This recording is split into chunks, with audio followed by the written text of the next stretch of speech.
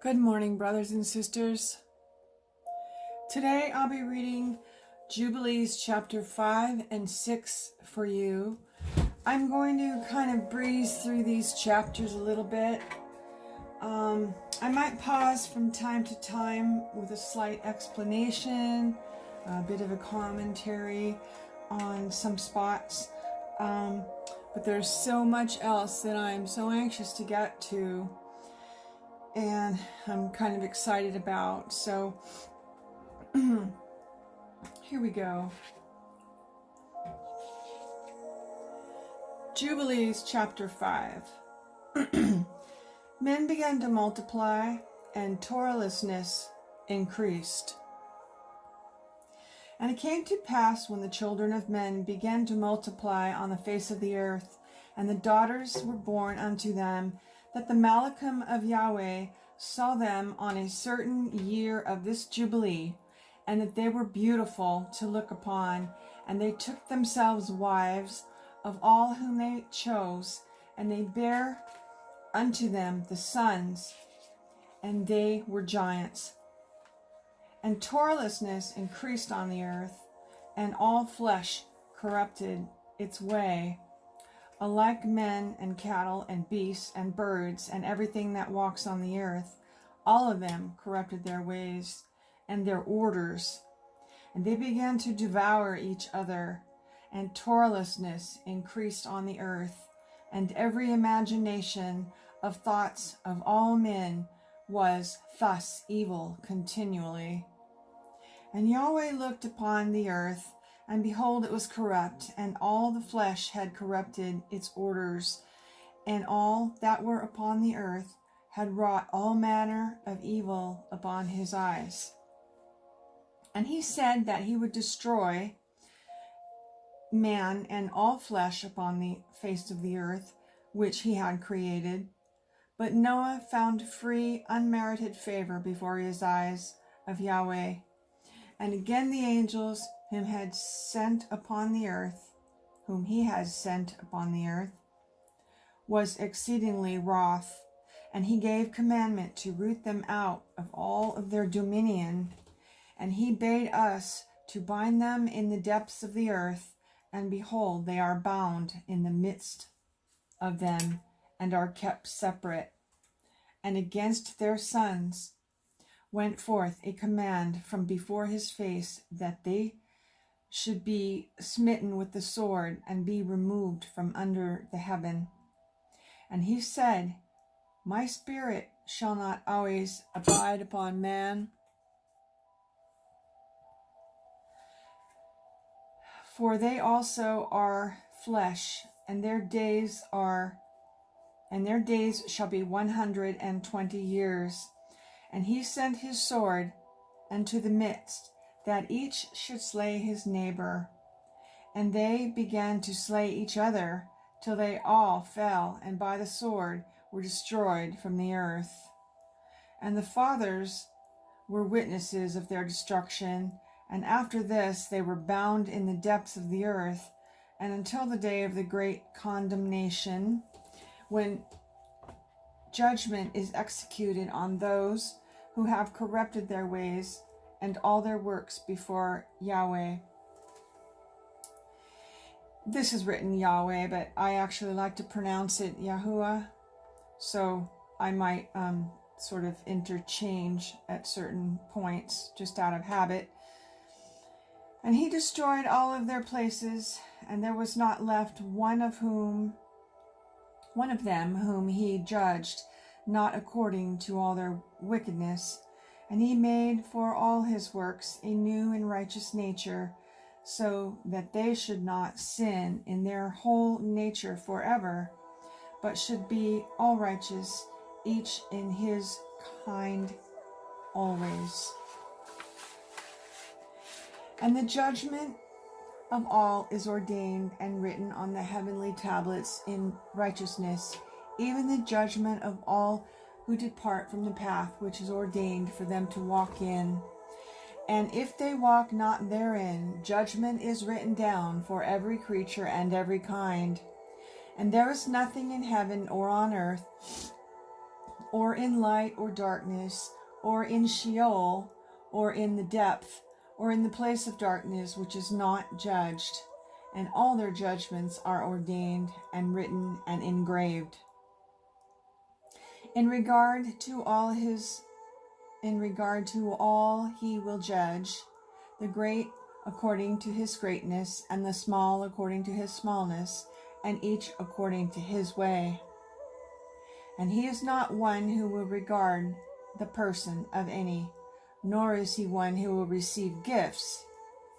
If he says that he will execute judgment on each, if one gave anything that is on the earth, he will not regard the gifts or the person of any, nor accept anything at his hands, for he is a righteous judge. And the children of Israel, it has been written and ordained, if they turn to him in righteousness, he will forgive all their transgressions and pardon all their sins. It is written and ordained that he will show mercy to all of them from all their guilt once a year. Oh, and I just want to iterate there that that's pertaining to Day of Atonement when they talk about once a year. So this is the festival of the Father, called Day of Atonement. And for all those who corrupted their ways and their thoughts before the flood, no man's person was accepted save that of Noah, for his person was accepted in behalf of his sons, whom Yahweh saved from the waters of the flood on his account. For his heart was righteous in all his ways, according to it was commanded regarding him, that he had not departed from aught that was ordained for him. And Yahweh said that he would destroy everything which was upon the earth, both men and cattle and beasts and fowl of the air, and that which moves on the earth. And he commanded Noah to make him an ark, that he might save himself from the waters of the flood. And Noah made an ark in all respects as commanded him, in the 27th Jubilee of years, in the 5th week, in the 5th year, on the new month of the 1st month, 1307 a.m. And he entered in the 6th year thereof, 1308 a.m. in the 2nd month, on the new month of the 2nd month, till the 16th, and he entered, and all that were brought to him into the ark, and Yahweh closed it from without on the 17th evening. And Yahweh opened the floodgates of heaven, and the mouths of the fountains of the great deep, 7 mouths in number. And the floodgates began to pour down water from heaven 40 days and 40 nights. And the fountains of the deep also sent up waters until the whole world was full of water. And the waters increased upon the earth. 15 cubits did the waters rise above the height of the mountains.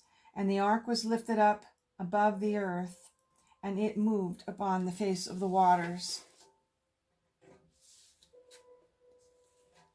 And the water prevailed on the face of the earth 5 months, 150 days. And the ark went and rested upon top of Lubar, one of the mountains of Ararat. And on the new month of the 4th month, the fountains of the great deep were closed, and the floodgates of heaven were restrained. And on the new month of the 7th month, all the mouths of the abyss of the earth were open, and the water began to decrease into the deep below. And on the new month of the 10th month, the tops of the mountains were seen, and on the new month of the 1st month, the earth became visible.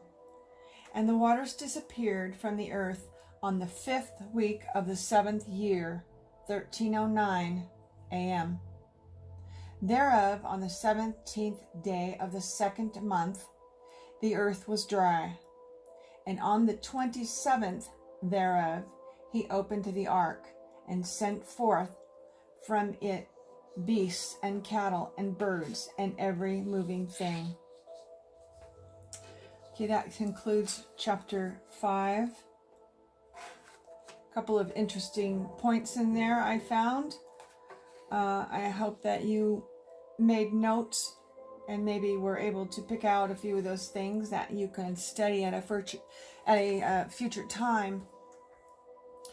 Okay, we're going to go through the book of Jubilees, chapter 6 now. Noah went forth from the ark and made atonement. And on the new month of the 3rd month, he went forth from the ark and built an altar on that mountain. And he made atonement for the earth, and took a kid and made atonement by its blood for all the guilt of the earth, for everything that had been on it had been destroyed, save those that were in the ark with Noah.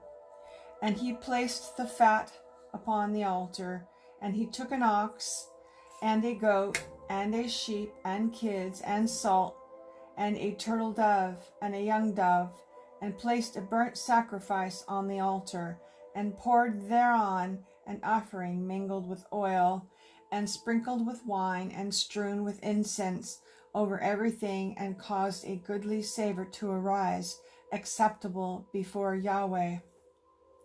Now, brothers and sisters, I want to bring up a point on this particular chapter.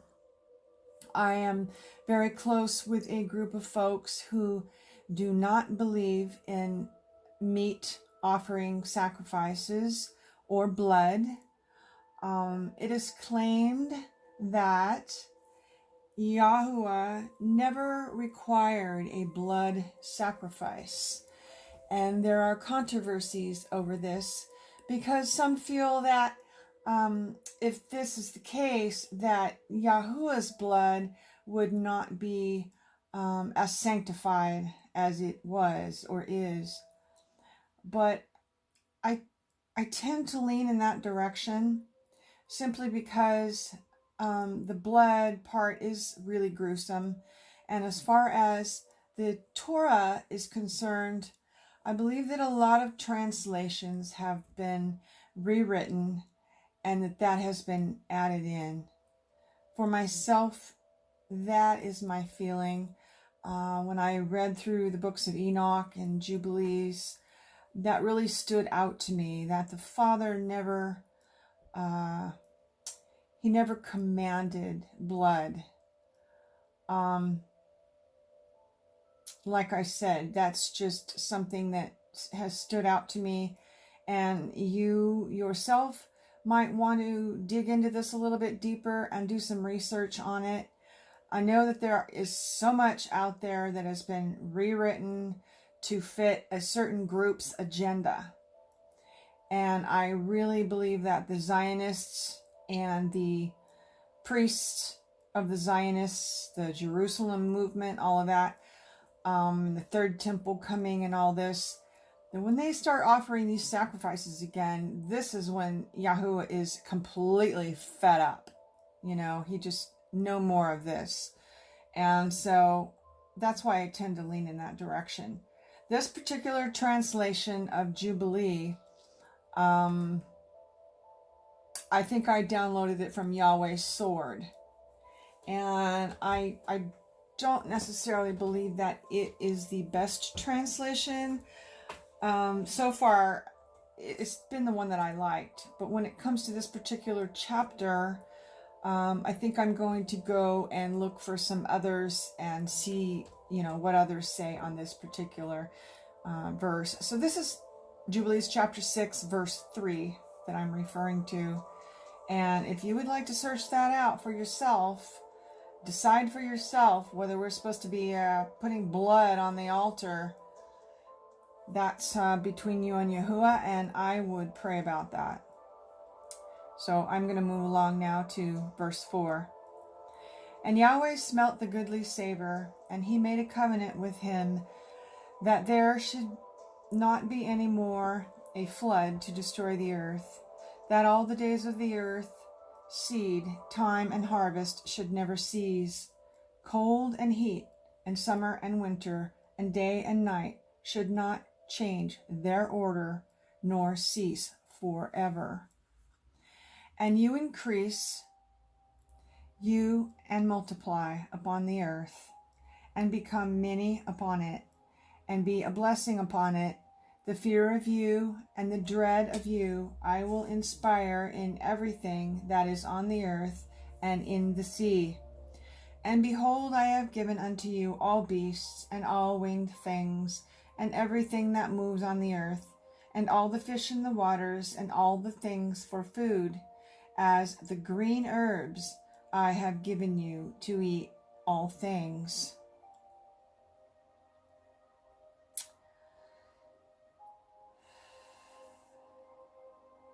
This is another verse to ponder deeply. It's clear that Yahweh has given them the vegetation to eat. And I believe that it's saying that he also gave all the beasts to be close with Noah and his family as they go about the earth. But I'm thinking that the herbs were also for the animals as well. I don't know if it's supposed to be for their food. There again, another thought that you might want to pray about and research for yourself. But flesh with the life thereof, and the blood you shall not eat. There it is, nice and clear. For the life of all flesh is in the blood, lest your blood of your lives be required. And the hand of every man, at the hand of every beast, I will require the blood of man. Whoso sheds man's blood, by man shall his blood be shed. For the image of Yahweh made he man. And you increase you, and multiply on the earth. And Noah and his sons swore that they would not eat any blood that was in any flesh. And he made a covenant before Yahweh forever throughout all the generations of the earth in this month. And on the account he spoke to you that you should make a covenant with the children of Israel in this month upon the mountain with an oath, that you shall sprinkle blood upon them because of all the words of the covenant which Yahweh made them forever. Now I find a little bit of this kind of contradictory. There again, another point to study. And this testimony is written concerning you, that you should observe it continually, so that you should not eat on any day any blood of beasts or birds or cattle during all the days of the earth. And the man who eats the blood of the beasts, of the cattle, or the birds during all the days of the earth, he and his seed shall be rooted out of the land.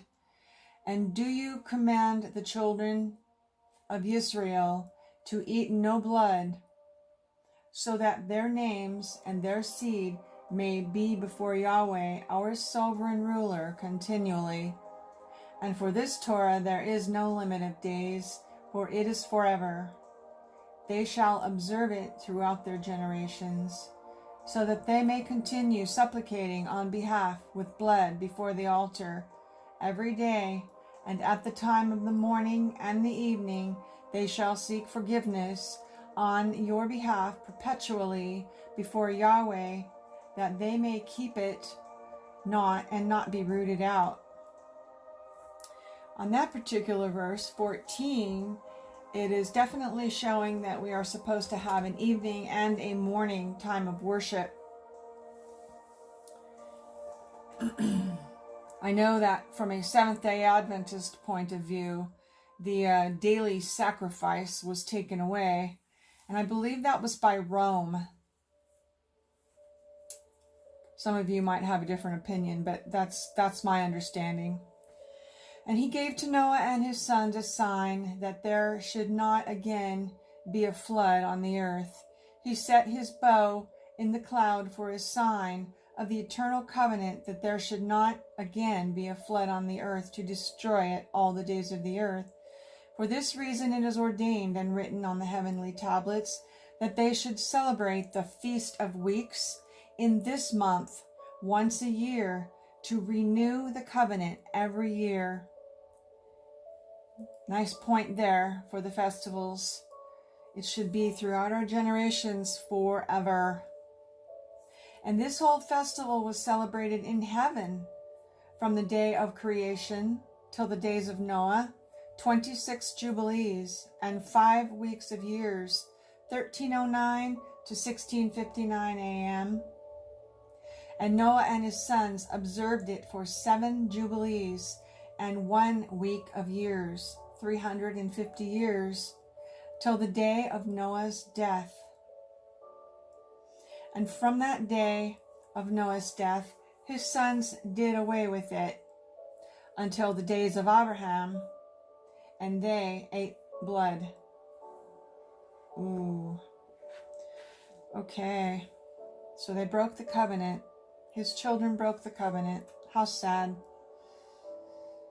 But Abraham observed it, and Isaac and Jacob and his children observed it to your days, and your days the children of Israel forgot it again until you celebrated it anew on this mountain.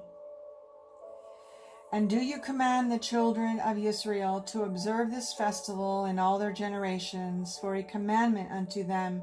One day in the year, in this month, they shall celebrate the festival. One day in a year. I am believing that this is the Feast of Pentecost at this point.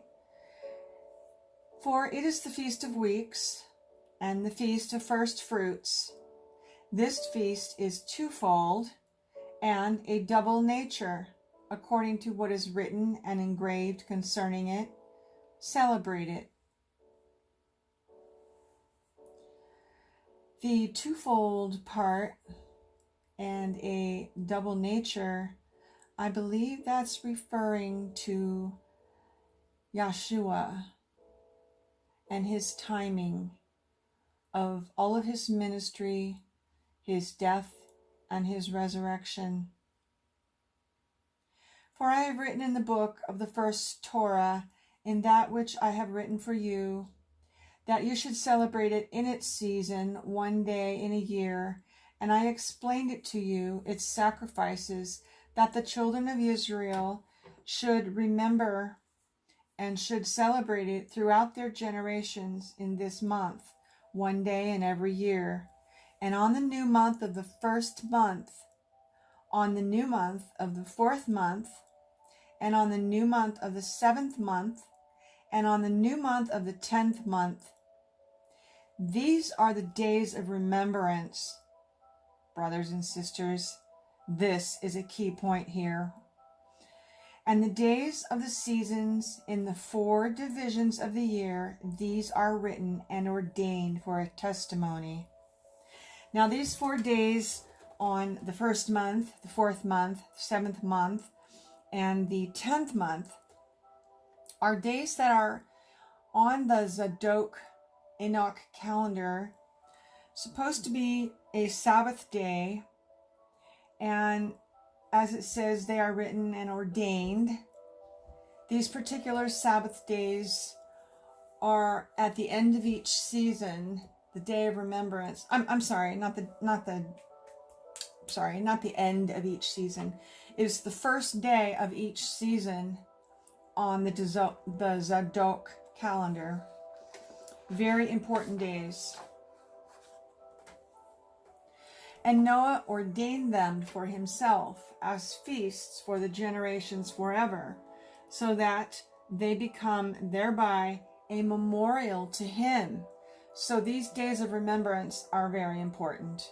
We should be keeping them and remembering them always.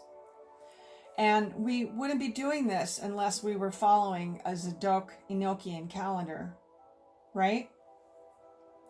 And on the new month of the first month, he was bidden to make for himself an ark. Oops. I think I just made a mistake here. Hang with me just 1 second. Okay, no, I'm in the right place. Okay. And he ordained for himself as feasts for the generation forever, so that they have become thereby a memorial unto him. And on the new month of the first month, he was bidden to make the ark for himself. And on that day, the earth became dry, and he opened the ark and saw the earth.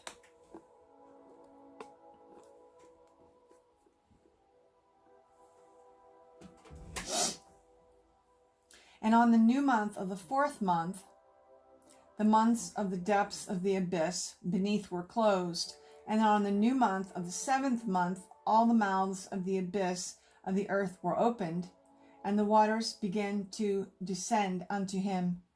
And on the new month of the 10th month, the tops of the mountains were seen, and Noah was glad.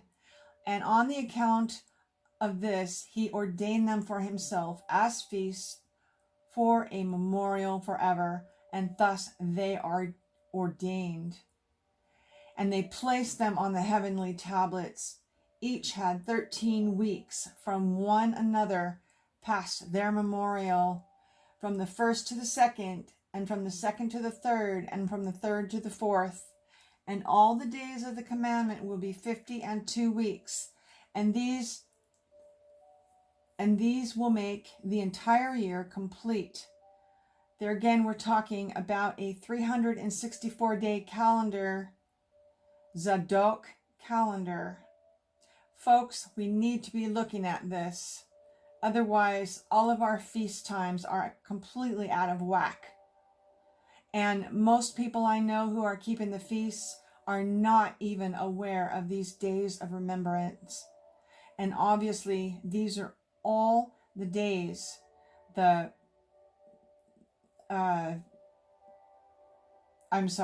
each of these days of remembrance, I'm looking at the 4th month, the 7th month, the 10th month, these here, they are all ordained for the Father, and we're supposed to be doing them. They command you, the children of Israel, that they observe the years according to this reckoning, 364 days, and these will constitute a complete year as far as a calendar goes. Now we know that there are 365.25 or 24 literally in reality, but this is the calendar that we're supposed to keep for our festivals. And they will not disturb this time from the days from its feast, for everything will fall out of them according to their testimony, and they will not leave out any day nor disturb any feast, if we keep a Zadok Enochian calendar. But if they do neglect and do not observe them to his commandment, then they will disturb all the seasons, and the years will be dislodged from this order. And they will disturb the seasons, and the years will be dislodged, and they will neglect their ordinances. And the children of Israel will forget, and will not find the path of the years, and will forget the new months, the seasons, the Shabbats, and they will go wrong as to all the order of the years. For I know from henceforth I will declare it unto you, and it is not of my own devising. For the book was written before me, and on the heavenly tablets the division of days is ordained, lest they forget the feasts and the covenant, and walk according to the feast of the Gentiles, after their error and after their ignorance. Well, when I see that, I think about our Gregorian calendar, folks, and the other calendars that have come before, as well as the lunar calendar. Because Father said that he set the sun as the great sign for all these things. That is in the first chapters of Jubilees, which I have read to you already. If you missed it, you might want to go back and listen again. For there will be those who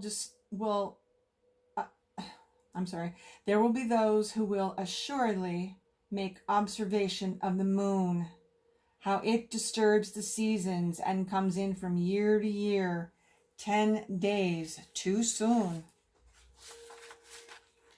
For this reason the years will come upon them when they will disturb the order and make an abominable day, the day of testimony, and an unclean day, a feast day. And they will confound all the days, the Kodesh with the unclean, and the unclean day with the Kodesh. For they will go wrong as to the months and the Shabbats and the feasts and the Jubilees. For this reason I command and testify to you, that you may testify to them.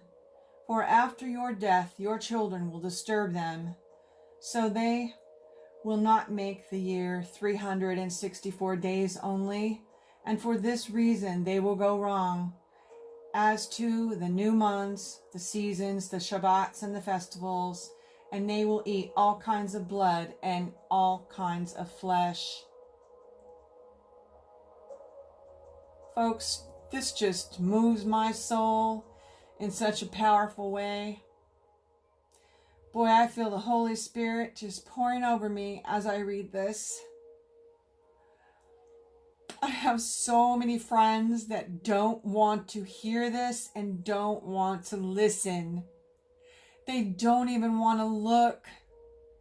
They feel that they have all the word and they are in need of nothing, when there is so much more here.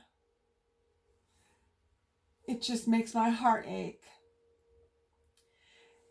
And I know because I was in their place just about a year ago. I felt like the feast and the timing that I was keeping was everything. I just knew that that was it. The new moon, right? The crescent moon. That's so wrong.